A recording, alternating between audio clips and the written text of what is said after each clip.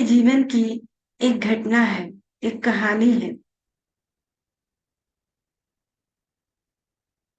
रूमी जब छोटे थे तो उन्होंने भगवान से प्रार्थना की कि भगवान मुझे इतना शक्ति दो कि मैं इस पूरे संसार को बदल सकूं, पूरे संसार को समझा सकूं।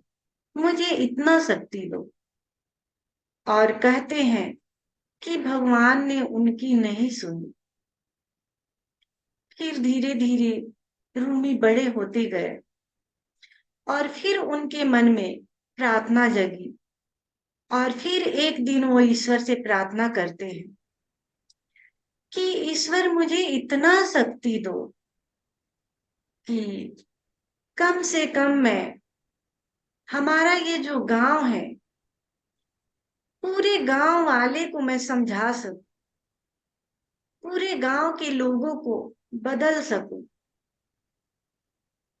उन्हें बता सकूं कि ईश्वर होता है, ध्यान क्या है, इसके बारे में सभी को शिक्षा दे सकूं, ज्ञान दे सकूं। और कहते हैं कि भगवान ने नहीं सुना, इस बार भी नहीं सुना। फिर दिन बीतते गए, रूमी बड़े होते गए और उनकी शादी ब्याह हो गई, बाल बच्चे हो गए। और फिर रूमी एक दिन ईश्वर से फिर से प्रार्थना करते हैं कि ईश्वर मुझे इतना शक्ति दो कि कम से कम मैं घर वाले को समझा सकूं, घर वाले मेरी बात सुन सके, वो समझ सके कि ईश्वर क्या है, परमात्मा क्या है, ध्यान क्या है, मोक्ष क्या है। मैं उन्हें समझा सकूं, उन्हें बदल सकूं। और कहते हैं कि ईश्वर ने फिर से रूमी की बात नहीं सुनी। और ऐसे ही दिन बीतते गए। और एक दिन वो घड़ी आ गई मौत की। उस समय फिर से रूमी ने ईश्वर से प्रार्थना की है और बोला, अब तो मेरा शरीर भी साथ नहीं देता, मन भी साथ नहीं देता, सही से मैं ध्यान भी नहीं कर पाता। तो इतनी शक्ति दो कि मैं स्वयं को समझा सकूं, स्वयं के लिए कुछ कर सकूं। और कहते हैं कि उसी समय तत्क्षण ईश्वर वहां प्रकट हुए और ईश्वर बोलते हैं कि ये बात अगर तूने पहले की होती, ये मांग अगर तूने पहले की होती, तो तुम्हारे जीवन में क्रांति आ गई होती। अभी तक तुम वही नहीं होते जो अभी तक हो। तुम बदल चुके होते, तुम एक घना वृक्ष बन चुके होते, घना जंगल बन चुके होते, जिसके छाया तले बहुत लोग विश्राम करते। और फिर तुम्हें लोगों को समझाने की जरूरत नहीं पड़ती। फिर लोग भागे भागे तुम्हारे पास आते। अब तो मौत भी तुम्हारे सामने खड़ी है और शरीर में उतनी शक्ति भी नहीं है कि तुम प्रार्थना भी कर सको। इतने वर्ष लगा दिए तुम स्वयं को खोने में, सिर्फ लोगों के बताने में। तुम अपना पूरा जीवन बर्बाद कर दिया लोगों को समझाने में। इतनी शक्ति थी तुम्हारे पास, अगर तुमने उस शक्ति का आधा भाग भी स्वयं के लिए अगर काम किया होता, तो फिर ये नौबत नहीं आती और तुम यहाँ से तृप्त हो करके इस शरीर से विदा होते। लेकिन तूने समझाने में ही अपना पूरा जीवन खत्म कर दिया और मौत आ गई, मौत की घड़ी आ गई। जब हम लोगों को समझाने जाते हैं तो अपने तरफ हमारा ध्यान नहीं होता कि हम भी वही हैं जहां लोग हैं। हम फिर लोगों से आगे नहीं हैं, हम भी वही हैं जहां लोग हैं। पहले स्वयं को हम नहीं बदलते, लोगों को बदलने चलते हैं। हमने अभी कुछ समझा भी नहीं, जाना भी नहीं, और लोगों को समझाने चलते हैं।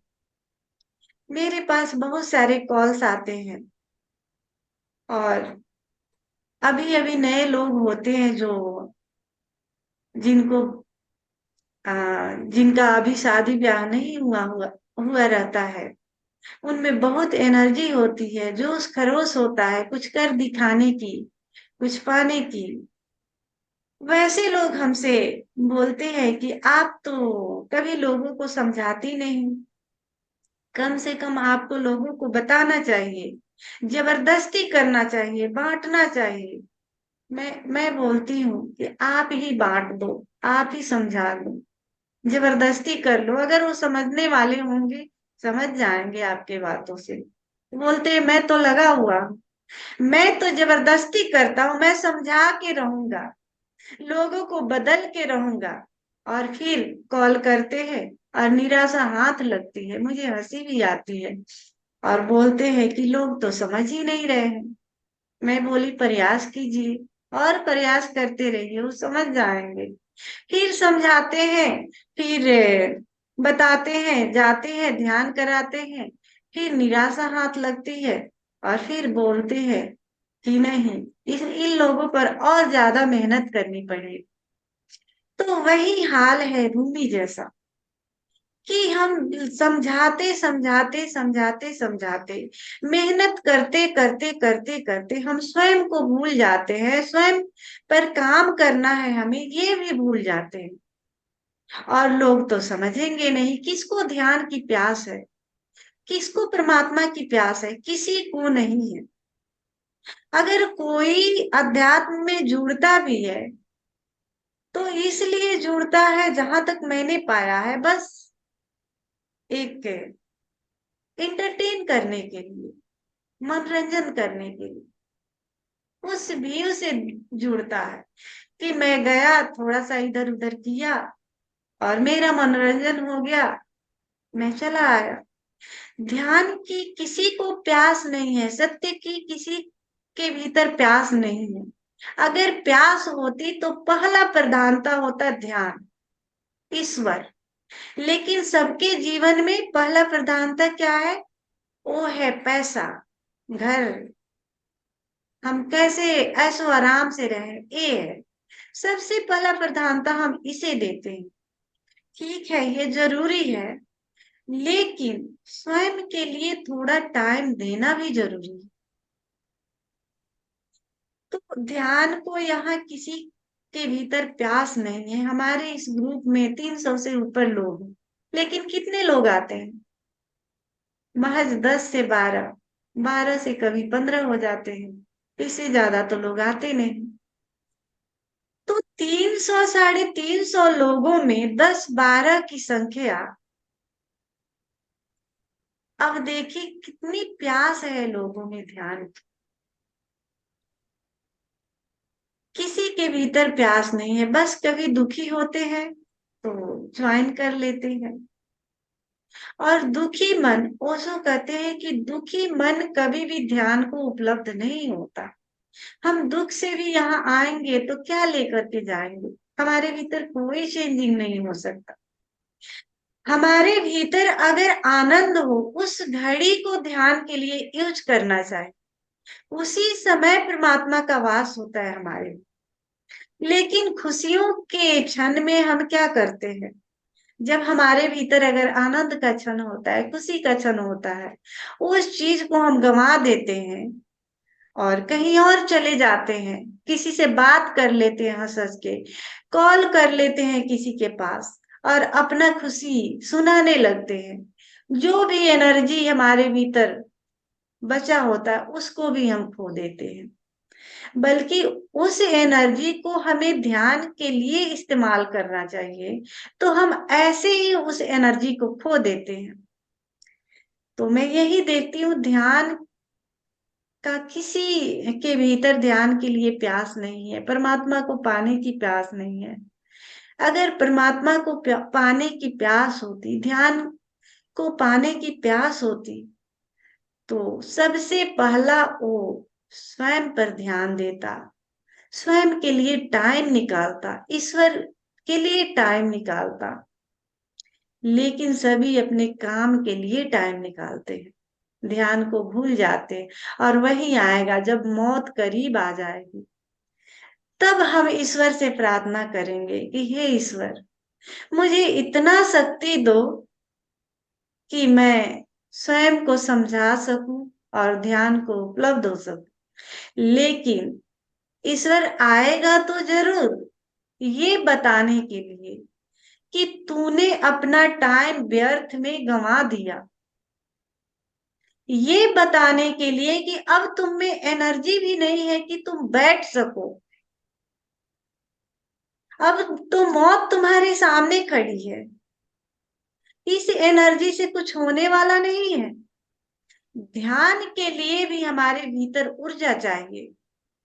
अब जैसे कि हमारे बीच अभी शरद भाई मौजूद हैं, ये अगर चाहे अभी ध्यान में कंटिन्यू आ रहे हैं, ये अगर चाहे तो ध्यान को उपलब्ध हो सकते हैं, क्योंकि ऐसे लोगों में एनर्जी होती है।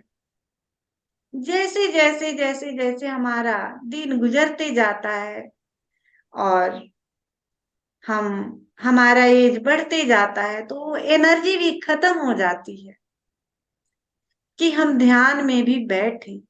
ध्यान में बैठने के लिए पूरा का पूरा एनर्जी चाहिए, तो ही हम ध्यान में बैठ सकते हैं।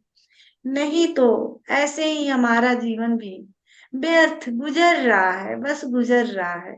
और मौत आएगी, फिर वही काश, हमारे मुंह से निकलेगा काश कि हमने स्वयं के लिए टाइम दिए होते। काश स्वयं के लिए जिया होता। काश जितना हम भाग दौड़ किए थे, उस जीवन से एक पल स्वयं के लिए निकाला होता। काश, और काश के साथ ही हम इस दुनिया से विदा हो जाते। तो मैं यही सभी मित्रों से कहूंगी कि आप अगर अपने जीवन में झांक करके देखे होंगे, तो अभी तक, अब हम लोगों का अब मौत करीब आ रही है, एज भी हो गया, और क्या आपने आपका ये जो काम है कभी रुकने वाला है? नहीं है। हमें लगता है कि टाइम मिलेगा, कभी टाइम मिलता है? नहीं मिलता। टाइम हमें निकालने पड़ते हैं।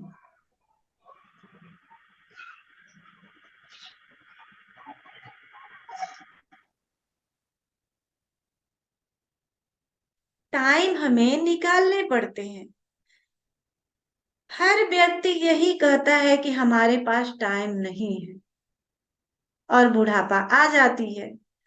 उस समय भी बेड पर पड़ा होता है व्यक्ति, उस समय भी बोलता है हमारे पास टाइम नहीं है। व्यर्थ के लिए टाइम होता है, फालतू की चीजें देखते रहते हैं मोबाइल में, सुबह से लेकर के शाम तक दूसरे का कचरा सुनते रहते हैं, अपने दिमाग में भरते रहते हैं।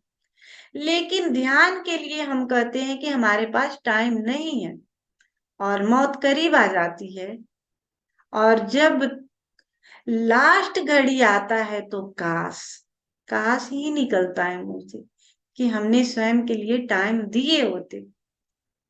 लेकिन जब तक बल होता है शरीर में, शरीर स्वस्थ होता है, तब तक हम बहाने बनाते रहते हैं कि टाइम नहीं है, टाइम नहीं। जबकि हम चाहें तो टाइम निकाल सकते हैं। आखिर करते क्या है? सुबह से लेकर शाम तक काम ही करते हैं। अब काम करते हैं, मौत आ जाती है, और वो भी जो भी अर्जित किए हैं वो छीन करके ले जाती है। बस सारा मिट्टी में, मिट्टी का चीज मिट्टी में चला जाता है, हम भी मिट्टी में चले जाते हैं। फिर हमें मिला क्या? ये भी सोचने वाली बात है कि दिन रात हम जिसके लिए मेहनत किए, श्रम किए, और हमें मिला क्या अंत में? बस 5 मीटर का कफन, और ये बांस की जो लकड़ी होती है जिस पर हमें ले जाया जाता है, सब कुछ अर्जित कर लेते हैं, लेकिन जाते कहाँ है,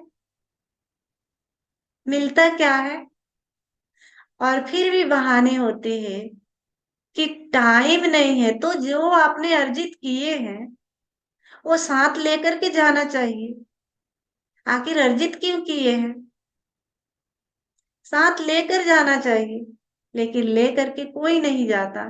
फिर आप करते क्या हैं, ये सोचने वाली बात है कि हम करते क्या है फिर जीवन भर। सिर्फ खोते हैं। हमें लगता है हम अर्जित करते हैं, हम अर्जित नहीं करते। हम सिर्फ खोते चले जाते हैं अपने जीवन में, कुछ अर्जित नहीं करते। और लास्ट में हाथ क्या आता है, कुछ नहीं। आप सबने भी कहानी सुने होंगे सिकंदर का। लास्ट में उसने, जो उसका पचाठी था, बोला कि मेरा हाथ नीचे ऐसे ही लटकते रहने देना, ताकि लोगों को ये समझ आए कि मैं पूरा विश्व जीत चुका, लेकिन खाली हाथ जा रहा हूं। फिर भी इससे लोगों को सीख नहीं मिलती कि इतना दौड़ते हैं, दौड़ते हैं, दौड़ते हैं, और बहाना होता है कि टाइम नहीं है, टाइम नहीं है मेरे पास। और जो भी अर्जित किया है फिर वो भी लेकर के नहीं जा सकते। अगर हम मेडिटेशन के लिए टाइम दे, कुछ घटे नहीं घटे, कल भी मैंने कहा था कि हमारे भीतर एक तहखाना है, पता नहीं चलता। और उस तहखाने में हमारा ये जो ध्यान है, जो प्रेम का बीज हम डाल रखे हैं, वो उस तहखाने में अर्जित होते रहता है। और हमें पता नहीं चलेगा, किसी जन्म में जब वो पूरा हो जाएगा तब हमें पता चलेगा कि हमने क्या अर्जित किए थे। और उसी पुण्य के वजह से एक दिन बुद्ध कोई बनता है, ओशो कोई बनता है, महावीर कोई बनता है, जीसस कोई बनता है। एक जन्म की बात नहीं है, उन्होंने अर्जित किया उस तहखाने में। और कभी उसका जो बीज है अंकुरित हो जाता है और बड़ा वृक्ष बन जाता है। तो यहाँ जब हम ध्यान के लिए आते हैं तो हम अर्जित कर रहे हैं स्वयं के भीतर उस तहखाने में।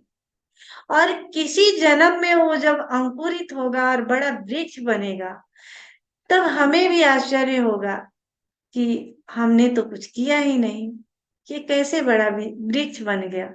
लेकिन अगर हम अपने लिए टाइम दिए तो अर्जित करेंगे। अगर टाइम नहीं दिया तो कुछ भी अर्जित नहीं होता, यूं ही आए हैं और यूं ही चले जाएंगे। तो मैं यही कहूंगी सभी मित्रों से, जो लोग भी हमारे इस ग्रुप में 300 से ऊपर लोग हैं, कम से कम स्वयं के लिए थोड़ा समय निकालें। और वो समय ही आपके लिए कीमती होगा। वही समय को आप अर्जित कर पाएंगे अपने तहखाने में। और वही जो अर्जित, जो आपका संपत्ति रहेगा, वो कभी न कभी एक विशाल वृक्ष के रूप में बड़ा होगा। और आप लोगों के लिए एक छायादार वृक्ष बन पाएंगे, आपके नीचे लोग भी विश्राम कर पाएंगे। तो आइए इसी भाव दशा के साथ अब हम इस ध्यान में प्रवेश करते हैं।